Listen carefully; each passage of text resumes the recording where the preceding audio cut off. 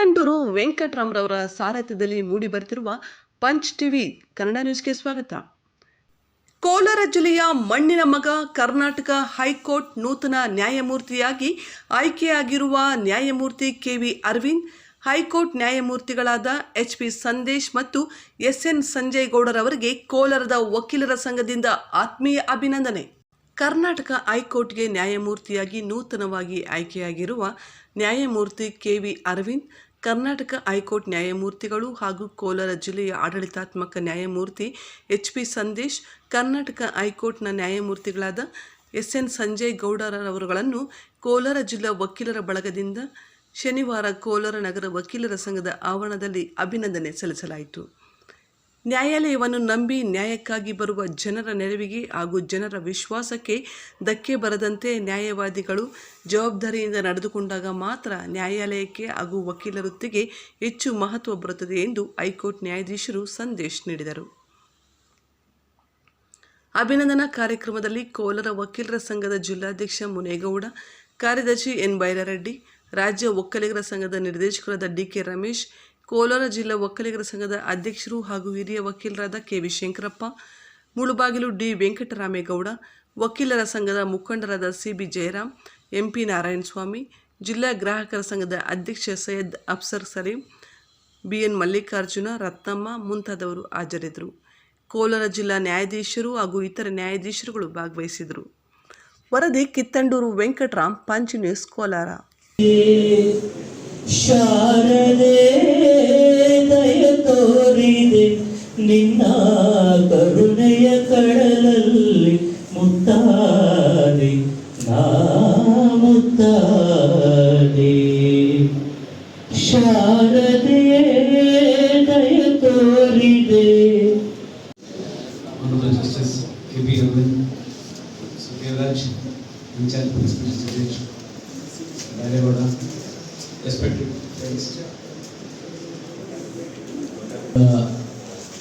I am eternally bound to this land since my entire family hails from Kolar.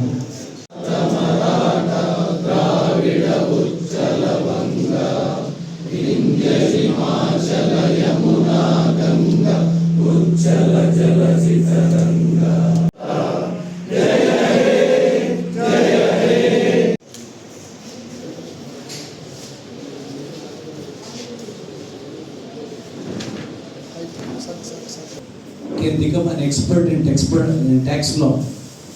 I am sure anybody from Kolar who will have the indomitable spirit that a Kolarite possesses will be able to surpass his achievements. Both Arvind and me are overwhelmed by the reception that all of you have given, and this is basically a reminder as to the responsibility that we have towards this land. All that I can say is we will not let Kolar down, and we will do our very best to keep the flag of Kolar flying. We promise that we will take care of the interests of Kolar and ensure that Kolar is in no way denied of any opportunity to grow further. It would give both Arvind and me immense pleasure to see youngsters from Kolar surpass our achievements. Kolar has the achievement of always having consistent numbers in the judiciary, and therefore it would be in the interest of our own institution that people from Kolar continue to be a part of the judicial branch. I once again thank all of you for the felicitation and reiterate my commitment to this soil. Thank you. If I have to suggest one of the skills for the young members of the bar which I have been told by seniors when I joined the bar, it is always good to know the legal position to be canvassed by the other side than researching and preparing for the case based on the judgments which are supporting your case only. Maybe this is what has always been told as advocacy skills of presenting the case. This can be achieved as I am sharing from my experience through cultivating the habit of referring to the commentaries. If I had to share my experience of reading a statute, whether IPC, CPC or CRPC or any other enactment, it is always good habit of reading the provisions of the Act, irrespective of whatever number of times you would have read, because every time when you read in the context of the facts before you, the provisions would guide you in a different manner. This would guide the first principles of law, which would be very much necessary for interpretation of statutes. ಇಂತಹ ಒಂದು ತ್ರಿಮೂರ್ತಿಗಳ ಸಂಗಮ ಅನ್ಬೋದು. ಅಂತಹ ಮಹಾನ್ ನ್ಯಾಯಮೂರ್ತಿಗಳು ಇಲ್ಲಿ ನಮ್ಮ ವೇದಿಕೆಯನ್ನು ಅಲಂಕರಿಸಿದ್ದು ತುಂಬಾ ಸಂತೋಷ ಆಗಿದೆ.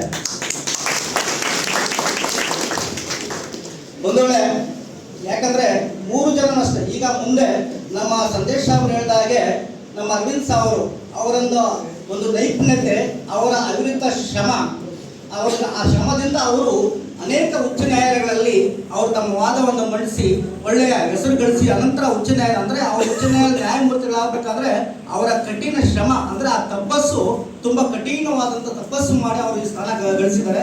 ಅವರು ನಮ್ಮ ಸ್ಫೂರ್ತಿಯಾಗಿದ್ದಾರೆ. ಆ ಸ್ಫೂರ್ತಿ ನಿಮಗೂ ಅಷ್ಟೇ. ನಾವು ಇಂಥ ಕಾರ್ಯಕ್ರಮವನ್ನು ಮಾಡ್ತಾ ಇದ್ರೆ ಏನಾಗ್ತದೆ ಅಂದ್ರೆ ಅವರ ಒಂದು ಸ್ಫೂರ್ತಿ ನಮಗೂ ಬರ್ತದೆ. ನಾವು ಯಾಕೆ ಆ ಸ್ಥಾನ ಅಲಂಕರಿಸಬಹುದು ಅನ್ನುವಂತಹ ಒಂದು ಶಕ್ತಿ ಅಥವಾ ಸ್ಫೂರ್ತಿ ತಮಗೆ ಬರಲಿ ಅಂತ ನಾನು ಹೇಳ್ಕೊಳ್ತೀನಿ. ಯಾಕಂದ್ರೆ ಹೆಂಗ್ ಅಡ್ವೊಕೇಟ್ಸ್ ಇದ್ದಾರೆ, ನಮ್ಮ 3 ಜನ ನ್ಯಾಯಮೂರ್ತಿಗಳು ಅದೇ ಹೇಳಿದ್ದು, ಯಾವ ರೀತಿಯಾಗಿ ಜೂನಿಯರ್ ಆದವರು ಸೀನಿಯರ್ ಹತ್ರ ಯಾವ ರೀತಿ ನಡ್ಕೊಳ್ಬೇಕು, ಸೀನಿಯರ್ ಆದವರು ಯಾವ ರೀತಿಯಲ್ಲಿ ಜೂನಿಯರ್ಗೆ ಸಹಾಯ ಮಾಡಬೇಕು, ಮತ್ತೆ ಅವರು ಕೋರ್ಟ್ನಲ್ಲಿ ಯಾವ ರೀತಿ ಇರಬೇಕು, ಮತ್ತೆ ನ್ಯಾಯಾಧೀಶರ ಮುಂದೆ ಯಾವ ರೀತಿ ಇರಬೇಕು, ಎಲ್ಲ ಪ್ರತಿಯೊಂದಷ್ಟು ವಿವರವಾಗಿ ಹೇಳಿದ್ರೆ ಅದನ್ನೆಲ್ಲ ವಿವರಿಸುವ ಅವಶ್ಯಕತೆ ಇಲ್ಲ. ಈಗ ನಾವು ಮುಖ್ಯವಾಗಿ ಏನಂದ್ರೆ ನಮ್ಗೆ ಇಂಥ ನ್ಯಾಯಮೂರ್ತಿಗಳು ಬೇಕು. ಇಂಥ ನ್ಯಾಯಮೂರ್ತಿಗಳಿದ್ರೆ ಎಲ್ಲ ನ್ಯಾಯಾಲಯಗಳು ಅಷ್ಟೇ ಆ ಒಂದು ಸುಧಾರಣೆ ಆಗ್ತದೆ ಮತ್ತು ವಕೀಲ ಸಂಘಗಳು ಅಭಿವೃದ್ಧಿ ಆಗ್ತವೆ ಮತ್ತು ಒಳ್ಳೆ ಗುಣಮಟ್ಟದ ಒಂದು ಪಾಂಡಿತ್ಯವನ್ನು ಬೆಳೆಸ್ಕೊಳ್ಬಹುದು. ಉದಾಹರಣೆಗೆ ಹೇಳ್ಬೇಕಂದ್ರೆ ನಾವು ದಿನಾಂಕ 4/6/2023 ವಕೀಲರಾಗಿ ನಾನು ಅಧ್ಯಕ್ಷ ಅಧಿಕಾರ ಸ್ವೀಕರಿಸಿದ ಸಂದರ್ಭದಲ್ಲಿ ನನಗೆ ನೋಡಿ ಇದು ತುಂಬಾ ಈಗ ನಮ್ಮ ನ್ಯಾಯಮೂರ್ತಿಗಳಿಗೆ ಗೊತ್ತಾಗ್ತಾರೆ. ಯಾಕಂದ್ರೆ 1,000 ಜನ ವಕೀಲರಿದ್ರು ನಮಗೆ ಸುತ್ತಾಡುವ ಕಟ್ಟಡ ಇಲ್ಲ. ಯಾಕಂದ್ರೆ ಜಿಲ್ಲಾ ನ್ಯಾಯಾಲಯದಲ್ಲಿ ನಾವಿದ್ದೀವಿ. ಮುಳಬಾಗಿಲು ಮತ್ತು ಬಂಗಾರಪೇಟೆ ನ್ಯಾಯಾಲಯ ಹೋಲಿಸಿದ್ರೆ ನಮ್ಮದು ತುಂಬಾ ಹೋಬಳಿ ಮಟ್ಟದ ನ್ಯಾಯಾಲಯ ಅಂಬೋದು ಆ ಮಟ್ಟದಲ್ಲಿ ಇದೆ ನಮಗೆ. ಆ ವಿಷಯವನ್ನು ಮೊದಲೇ ಇದರಲ್ಲೇ ನನಗೆ ಹೇಳಿದ್ರು, ಈ ತರ ಯಾರು ಏನ್ ಮಾಡೋದು ಅಂತ ಕೇಳಿದಂತ ಕೆಲವರು ಡಿಸ್ಕಸ್ ಮಾಡಿದೆ. ಆ ಸಂದರ್ಭದಲ್ಲಿ ಇಲ್ಲ, ನಿಮ್ಗೆ ಒಳ್ಳೆ ಸ್ಟ್ರಾಂಗ್ ಆಗಿರೋಂತಹ ಆಡಳಿತ ನ್ಯಾಯಮೂರ್ತಿಗಳು ಬರ್ತಾರೆ, ಅವ್ರು ಅಪ್ರೋಚ್ ಮಾಡಿ ನಿಮ್ ಕೆಲಸ ಸಕ್ಸಸ್ ಆಗ್ತಾರೆ.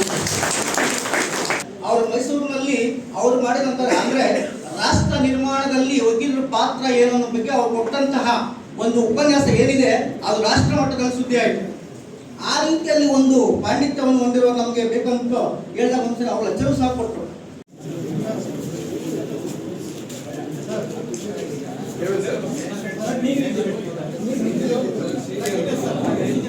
ಈ ನ್ಯಾಯದಾನವನ್ನ ಮಾಡ್ತಕ್ಕಂಥ ಒಂದು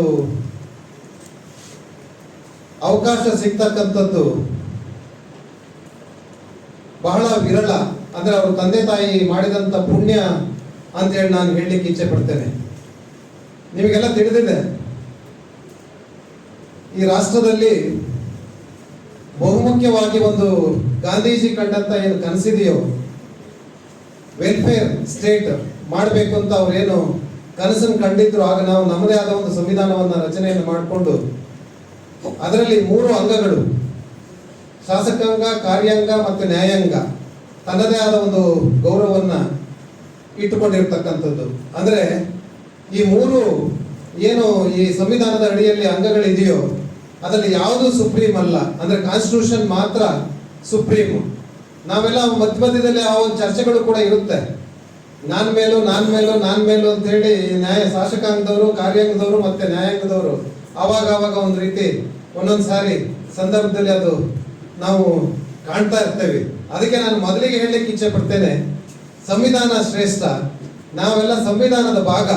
ಆದ್ರಿಂದ ಕಾನ್ಸ್ಟಿಟ್ಯೂಷನ್ ಇಸ್ ಸುಪ್ರೀಂ. ನಾವೆಲ್ಲ ಅದರ ತಳಹದಿಯಲ್ಲಿ ಕೆಲಸ ಮಾಡ್ತಕ್ಕಂಥದ್ದು.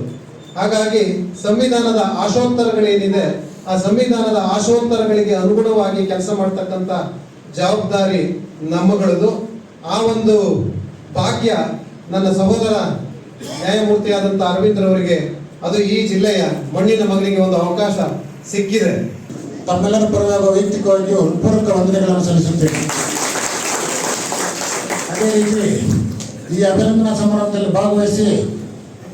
ಭಾಗವಹಿಸಬೇಕಾಗಿ ಕೇಳಿಕೊಂಡಾಗ ಗೌರವಾನ್ವಿತ ನ್ಯಾಯಮೂರ್ತಿಗಳಾದ NS ಸಂಜಯಗೌಡ ಸಾಹೇಬರು ಹಾಗೂ KV ಅರವಿಂದ್ ಸಾಹೇಬರು ಭಾಗವಹಿಸಿ ಕಾರ್ಯಕ್ರಮದಲ್ಲಿ ನಮ್ಮೆಲ್ಲರನ್ನು ಸಂತೋಷಪಡಿಸಿದ್ದಾರೆ ಹಾಗೂ ಸನ್ಮಾನವನ್ನು ಸ್ವೀಕರಿಸಿದ್ದಾರೆ. ಅವರಿಗೂ ಸಹ ತಮ್ಮೆಲ್ಲರ ಪರವಾಗಿ ವೈಯಕ್ತಿಕವಾಗಿ ಹೃತ್ಪೂರ್ವಕ ವಂದನೆಗಳನ್ನು ಸಲ್ಲಿಸುತ್ತೇನೆ.